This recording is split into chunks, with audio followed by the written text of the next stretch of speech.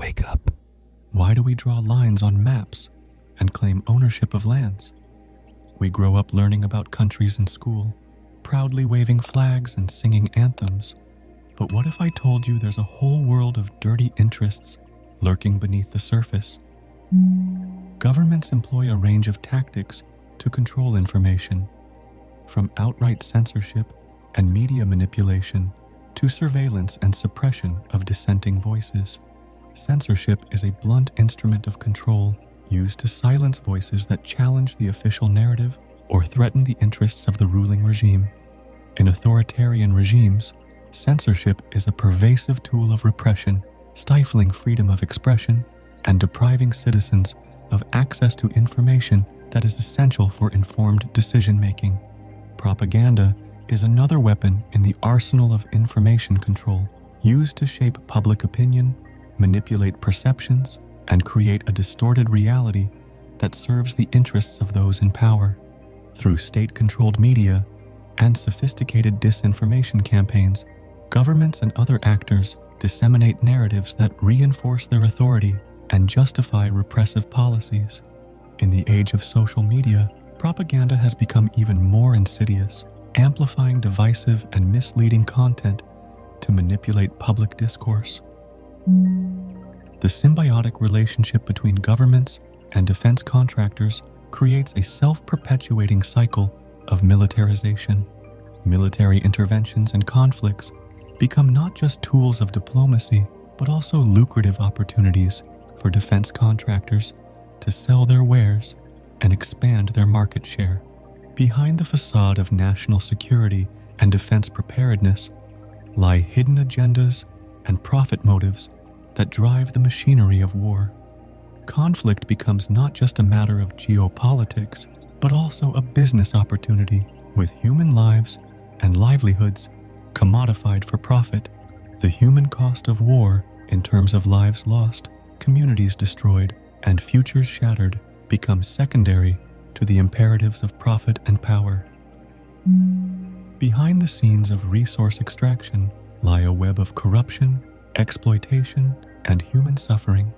Local communities are displaced from their land, livelihoods are destroyed, and ecosystems are irreparably damaged in the relentless pursuit of profit. Resource monopoly perpetuates a cycle of dependency and inequality as countries reliant on a single export commodity become vulnerable to fluctuations in global markets and external manipulation. This dependency traps nations in a cycle of underdevelopment, stifling diversification and economic growth while enriching a privileged elite. But perhaps the most insidious aspect of resource monopoly is its role in fueling conflict and instability. As rival factions vie for control over territories rich in oil, minerals, or other strategic assets, the human cost of these conflicts is immeasurable, with millions of lives lost, displaced, or shattered by violence. Imagine a world stained by the darkest chapters of human history, where entire populations are targeted for extermination or expulsion based on their ethnicity, religion, or identity. This is the harrowing reality of ethnic cleansing and genocide. At the heart of ethnic cleansing lies the toxic ideology of ethnic supremacism, where one group seeks to assert dominance and control over others through violence, intimidation, and persecution. Whether fueled by nationalism, religious extremism, or political power struggles, these atrocities represent the darkest manifestations of human hatred and prejudice. Behind the facade of ethnic purity and national unity lie hidden agendas and power dynamics that drive the machinery of genocide. Governments, military leaders, and extremist factions exploit ethnic divisions and historical grievances to justify their atrocities and consolidate their power. Political calculations, strategic interests, and the fear of entanglement often take precedence over the imperative to protect innocent lives. By fostering distrust and hostility between different groups, rulers ensure that their subjects remain preoccupied with internal conflicts rather than uniting against their common oppressor. Behind the facade of social cohesion and stability, they are promoting narratives of superiority and inferiority, encouraging discrimination and marginalization of certain groups while elevating others. They ensure that power remains concentrated in the hands of a select few, while the majority are kept in a state of perpetual subjugation. The preservation of privilege serves as a barrier to social mobility and perpetuates entrenched systems of injustice and exploitation.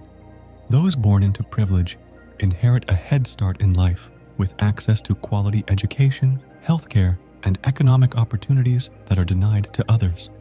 Behind the veneer of meritocracy and equal opportunity lies a web of discrimination, nepotism, and exploitation.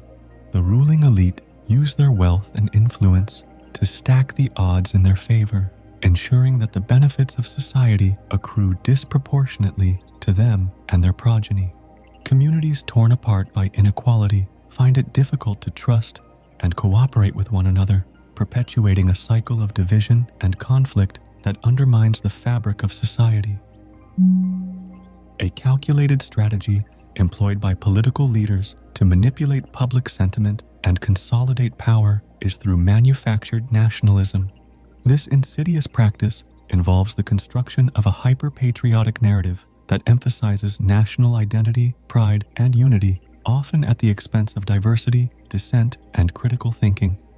At its core, manufactured nationalism is about creating a sense of us versus them, where loyalty to the nation is equated with loyalty to the ruling regime. Political leaders use manufactured nationalism to distract from their own shortcomings and failures.